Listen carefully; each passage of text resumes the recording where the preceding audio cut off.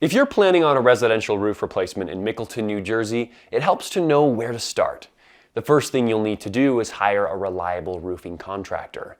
Choose someone local with a good online reputation with excellent, detailed supporting reviews. When you make that final decision, don't base it on the cost alone. Instead, ensure the roofer has the licensing, insurance, and the experience you need for a quality roof replacement. Once selected, your roofing contractor will provide an estimate based on your material selection, the size and complexity of your roof, and waste hauling fees. Their estimate will also include labor and company operating costs. They'll also provide an estimate of the timeline that can be affected by the weather, how accessible your roof is, and whether they discover underlying damage. The type of material you select will also affect the project's duration.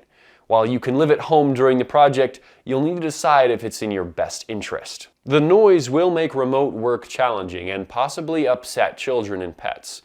When you're ready for an amazing residential roof replacement in Gloucester County, contact Ameritech Services at 856-418-1029 for a consultation.